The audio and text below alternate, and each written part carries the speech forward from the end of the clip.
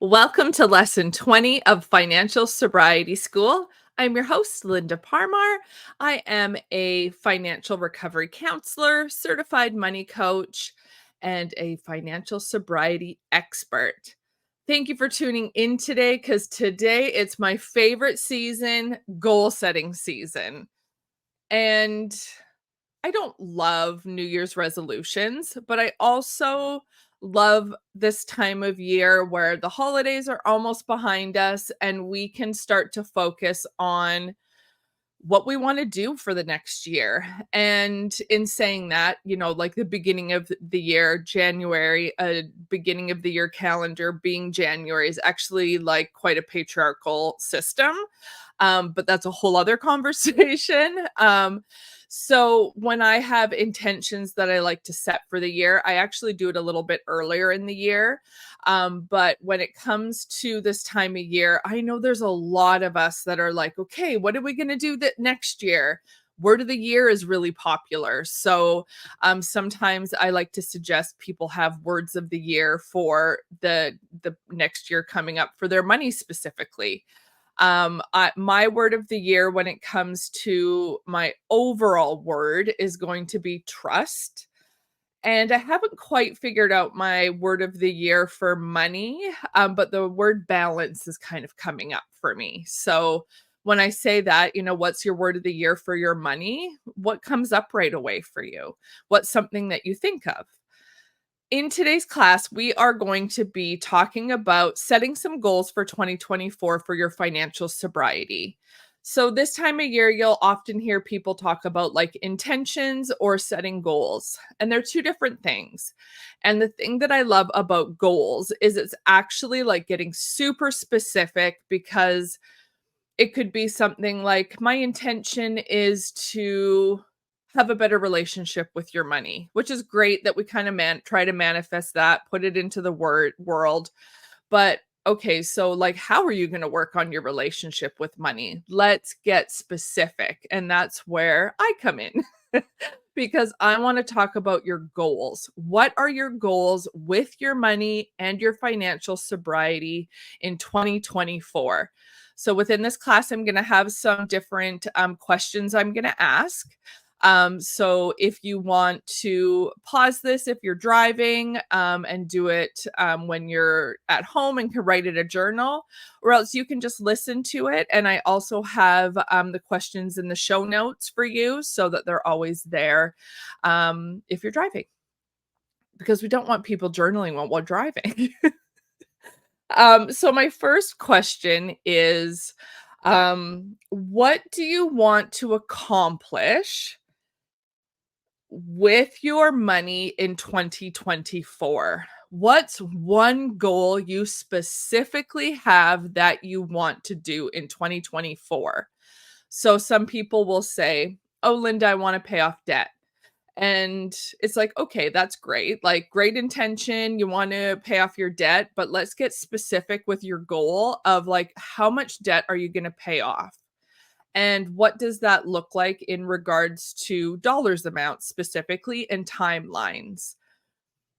Kind of when it comes to, getting specific about like putting money onto debt and savings, you'll also want to have a good idea about what's actually happening in regards to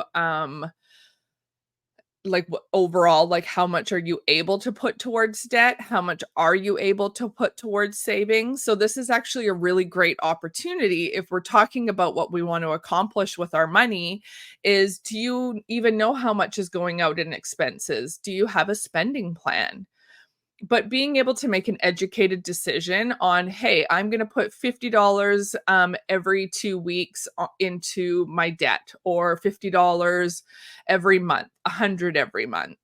This is also a really good opportunity to have a look at maybe subscriptions that you have that automatically come out every month. And we have subscriptions. We probably have subscriptions that we're actually not even using. And do you actually even know what subscriptions you have? And what I mean by subscriptions is like, say, for example, like Netflix, streaming services, Hulu, maybe Peloton, or it could be certain apps that you use. What are you paying every month? Are you actually using it? And if you find some apps or subscriptions that you're not even using, make sure that you then put that money into what you want to set for your goal.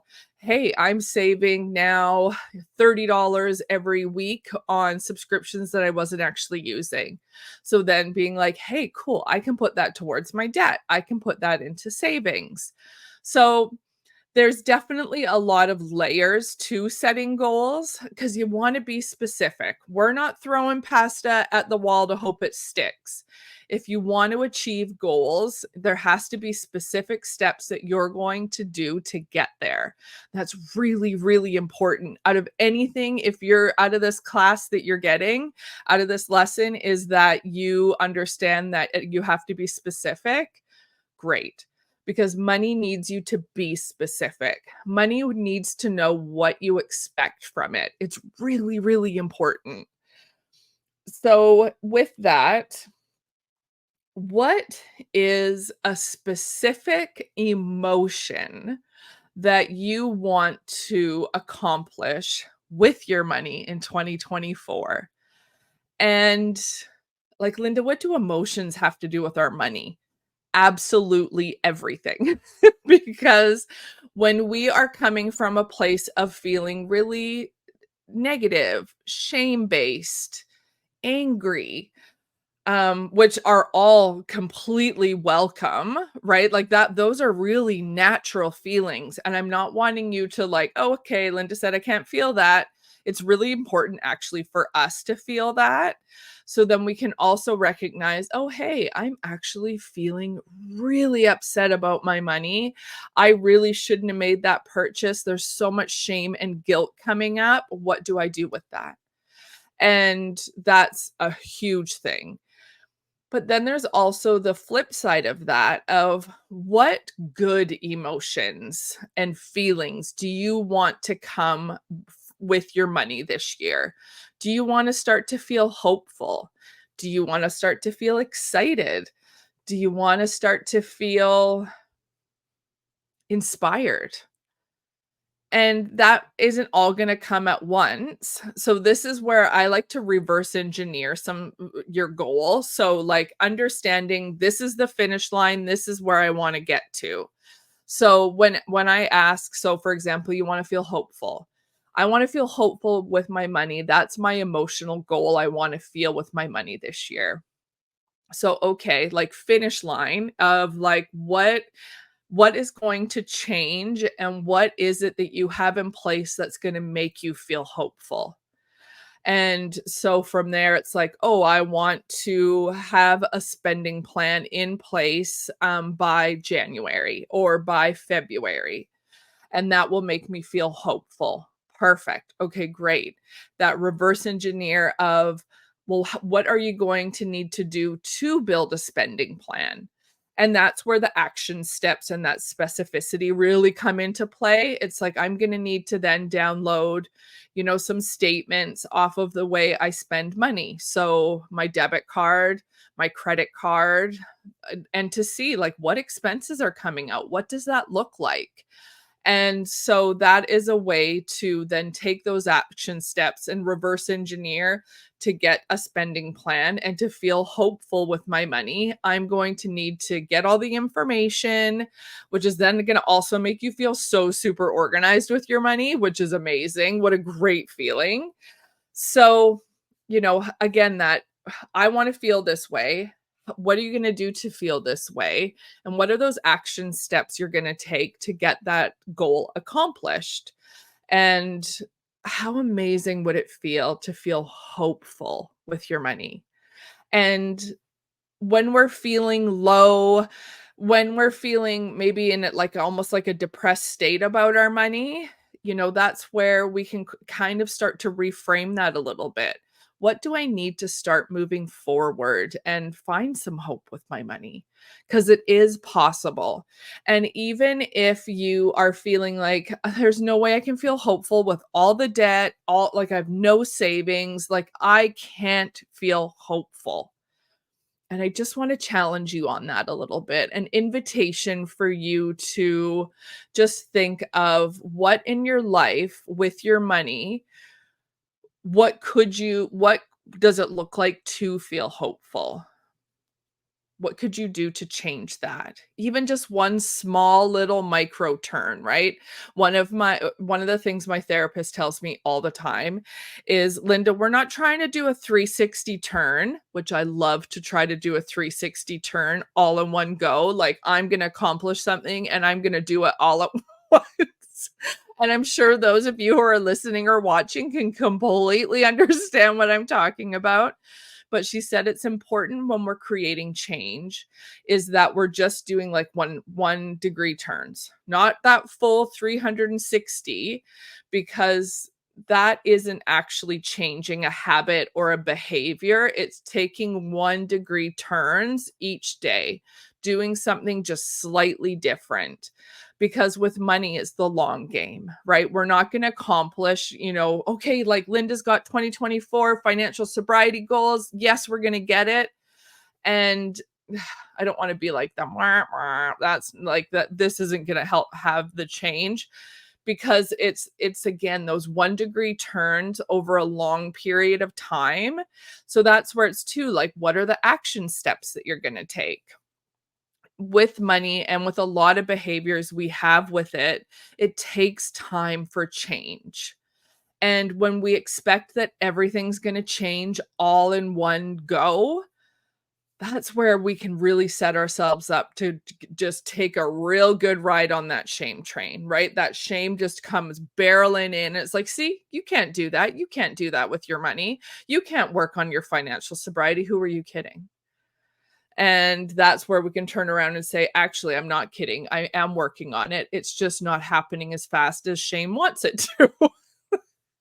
And so keeping that in mind and being really gentle with yourself as you're making those changes. Because I think if anybody who's working on their money, that initial, like, I'm gonna change and it's gonna change tomorrow. Yeah, that the bad news is that's not what happens. It's actually like over time, that's how the change then works. So that's where we're looking at an entire year, right? It's not like you're gonna in January be like, this is my goal, I'm gonna achieve it, and the rest of the year, like everything's gonna be sunshine and roses. No, it's gonna take time and different steps to get there. So I hope that didn't completely derail you. The goal setting, but I think it's also as a coach and as a teacher, I think it's really, really important for me to tell you that, because I don't want to set you up for failure either, right?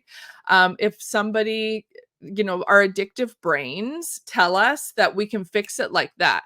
That's great. Linda gave me this message and I'm off to the races and now I'm cured. Oh my goodness, I wish that was the case, right? We have years and years of conditioning and messages and narratives that are running through us that we're trying to decode and start to work through. So, really important to take it slow, take it easy. You have 2024 to accomplish one goal we're talking about right now, not your complete financial sobriety. So, it's just something to keep in mind.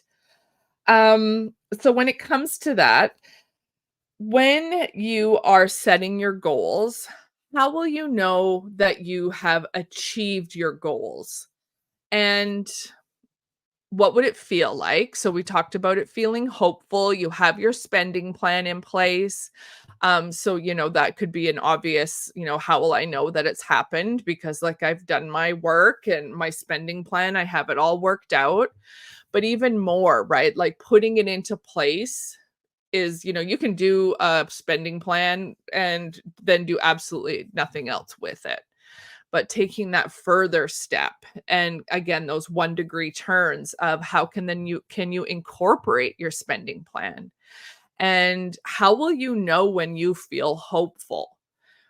And you might not even be aware of it, because it might be something that is completely foreign to you, of feeling hopeful and excited and inspired by your money. So being specific of, how will I know when I have reached my goal? And what will you do to celebrate that goal? When you feel like I did that, I did what I wanted to do with my goal, how will you celebrate that? And I don't mean by some lavish thing you're gonna go out and buy, right? And that's what we automatically think of. It's like, "Oh, I'm gonna go on a trip." It's like, "No, no, no, no." We don't wanna, like, kind of backtrack and, completely wipe out what we're working on. Like, is it even in alignment with the goal that you've put in for the year? So, something as simple as maybe just going for dinner, maybe doing a solo meal, maybe with your loved one, but nothing that is like astronomically expensive. It could be like, I'm going to treat myself to an afternoon bath, and I'm going to treat myself to an afternoon off. I am going to treat myself to a yoga class, something just really simple, or I'm going to treat myself to an afternoon laying on my couch reading my book. Something simple, and, this is all keep it as simple as possible, because as we start to get even more, um, into our goals and what we're trying to achieve, if we make it super complicated, we just get nowhere super, super fast. So, just a gentle reminder about that. And so, yeah, reverse engineering, your goals is always something that I absolutely love. During this past year in my work, I have been incorporating a lot of somatic work. So, what that means is essentially like connecting to your body, being aware of your body. And with our money, that actually is not an easy thing to do. So, that's where putting into place different practices are really important. So, one of my questions is, what is one somatic tool you can use to for your money and your mindset work? And that might not come intuitively to you, so I have a few suggestions. I do actually also have the next, lesson that I'm gonna have that's gonna be released in a couple weeks is the window of regulation. I learned this when I took my teaching, with, the trauma of money. I did a designation of the trauma of money facilitator, and it was beautiful how in the course we talked about like the trauma of money collectively, so like capitalism, consumerism, the way that marginalized communities are affected by like collective trauma with money. I know myself, I saw that a lot in the financial system here in Canada with First Nations, and it always made me so sad. And it was just one of those things that, like, I was working for a capitalist company, and there to white man in charge, and it was just really hard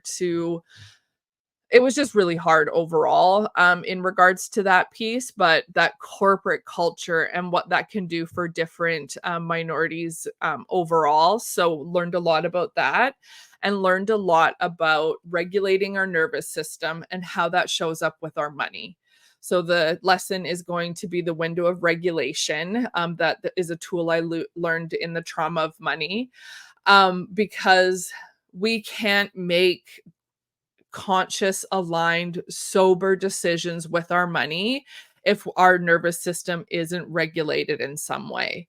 So when I ask what is one somatic tool you could bring into your relationship with money, what grounds you? What is something that you have in your life that feels like then you kind of land? Or are you even aware of that? And if you're not, that's okay. Um, but an invitation to start to try to feel that. And if you don't feel anything, that's super normal. That's okay. But having that awareness starts to have that connection for yourself of that body mind experience. So, things that you can do to regulate your nervous system are like yoga, some vagus nerve exercises, some breath work. Vagus nerve exercises, one of my favorite resources for that to get different ways to do it is actually TikTok. I freaking love TikTok. It is actually one of my favorite things. But if you just even put in a search like vagus nerve exercises, you'll find some amazing creators on there that have really great tips on how to do that. I think I'm on vagus nerve talk, if that's a thing, like nervous system resetting talk. I love it. I just love what you can find. And the algorithm on TikTok is just, oh, I just love it. I absolutely love it because you go on Instagram and there's some stuff that I don't really want to see. And then I definitely choose to unfollow some stuff. But the algorithm in TikTok, like just it knows what you like and it just gives you what you like, which I just love it. Moving your body in some way, shaking, doing some dancing, getting outside for a walk and getting some fresh air, hugging someone, right? So, what's a somatic tool that you can bring in that is going to help you and your money? When we look after our hearts, when we look after our mental health and our physical health, we're looking after our money because doing those practices for ourselves helps us make better decisions with our money. I know that to be true 100,000%. And I will preach that all the way, all the way for the somatic tools and connecting with yourself. It's so, so important. So, my other question is, what is a tool that you can use for your financial sobriety? So, there's the 7 foundations of Financial Sobriety School. Every different foundation, there's a lesson for it within the lessons, free lessons here. So, on YouTube or your podcast provider, there's also blog posts I've done for each lesson walking through the 7 foundations, but one of them is using your financial sobriety tools. So that could be something like tracking your spending, having money dates with yourself or with yourself and your partner. That window of regulation I talked about that I'm going to do a class of in a couple weeks. Feelings wheel. You can just Google feelings wheel. There's a lot of different ways that the feelings wheel can be incorporated. But just being able to say, like, hey, I'm feeling anxious. With my money. I'm feeling disconnected. So there's definitely I love the feelings wheel because it helps us really get specific about how we're feeling. Doing a subscription inventory, like going through our apps, going through our expenses, what are we actually paying for? So doing an inventory that way. And what are some daily habits that you can start to incorporate?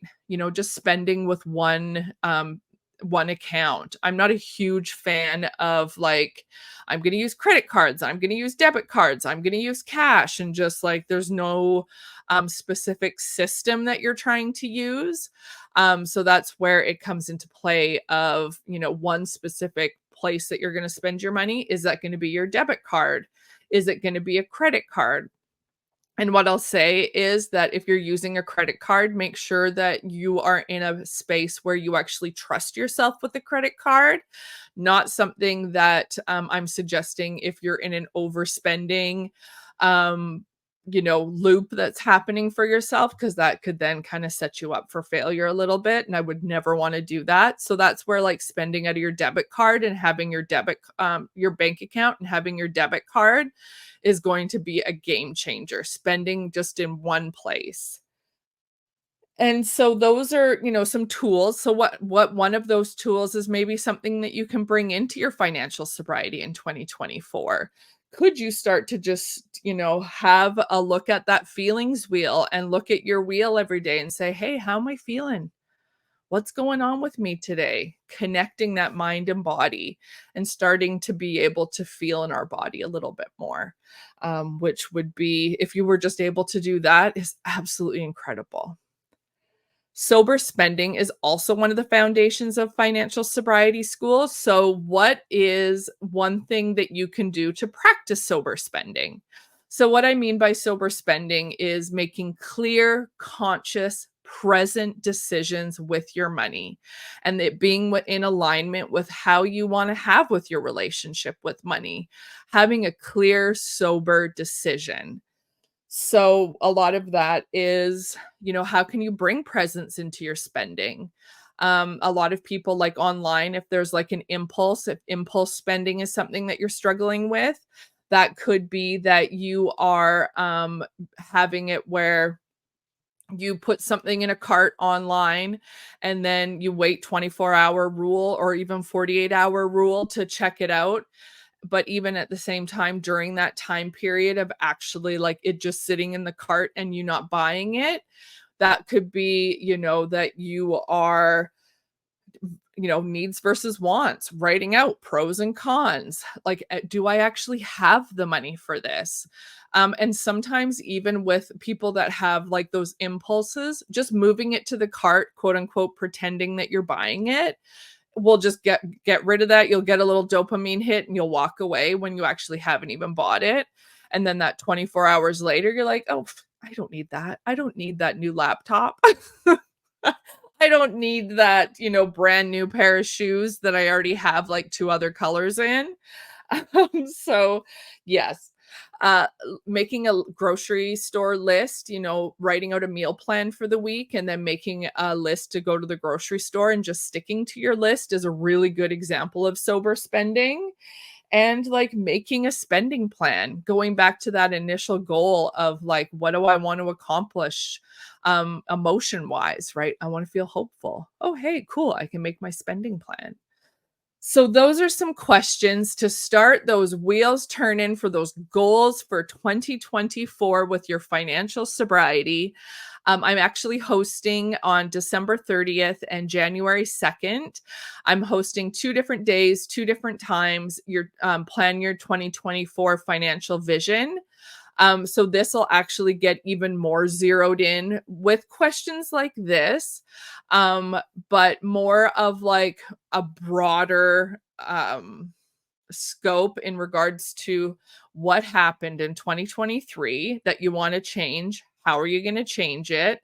And what do you want for 2024? So we get into what we've talked about today, but on a different scale. So if you've listened to this, are going to answer the questions, do some goal setting, and then also attend that class. That would be absolutely amazing. It's my third annual one, and it's actually the one class that everybody walks away so excited.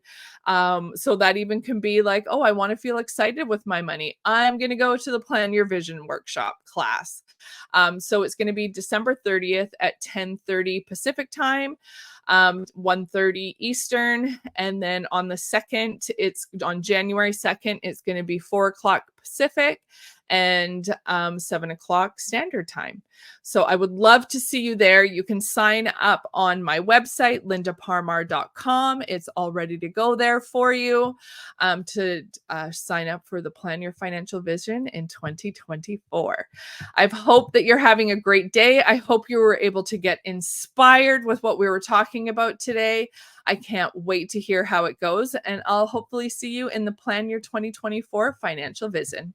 Bye.